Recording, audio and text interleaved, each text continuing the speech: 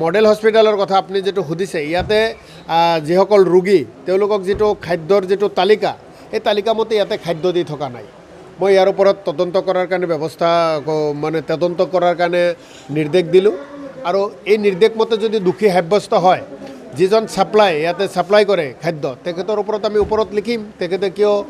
খাদ্য নিদিয়াকৈ তেওঁ বিলটোবিলাক লৈ আছে গতিকে গোটেই কথাবিলাক আমি এটা তদন্ত কৰাৰ পিছত ওলাই আহিব যদি দুখী হয় তাৰ ওপৰত শাস্তি নিশ্চিতভাৱে আৰু এটা কথা বাৰিষাৰ বতৰ সৰ্বদংশনত ৰোগীৰ সংখ্যা বৃদ্ধি পাইছে মৃত্যুৰ সংখ্যা সৰ্বদংশন কিন্তু এণ্টিভেনম মজুত পৰিমাণৰ নাই কোনো এইবাৰ বিশেষকৈ এইবাৰ অসমত বানপানীৰ সময়তে হওক বা বানপানীৰ আগতেই হওক সৰ্বদংশনত বহু ৰোগীৰ মৃত্যু হৈছে আৰু ৰোগীবিলাক হস্পিটেলত গ'লেও বহুতত ভেকচিন পোৱা নাই বা বেজী পোৱা নাই এইটো অত্যন্ত দুখৰ বিষয় 22 আগষ্টৰ পৰা এছেম্বলি হ'ব তাতে অসম চৰকাৰক এই কথাবিলাক তেওঁলোকৰ পৰা জানিব বিচাৰিম আৰু তেওঁলোকক এই বিষয়ে জবাবদিহিও কৰা হ'ব কি কাৰণে বেজীৰ অভাৱত সৰ্বদংশনত ৰোগীৰ মৃত্যু হ'ল তাৰ জবাব অসম চৰকাৰে দিব লাগিব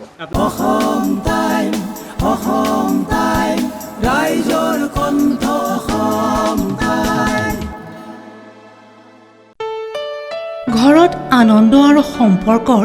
চমক বজাই ৰাখিবলৈ জৰুৰী হৈছে সকলো আনন্দময় মুহূৰ্তত মৰমৰ উপহাৰ দিয়াটো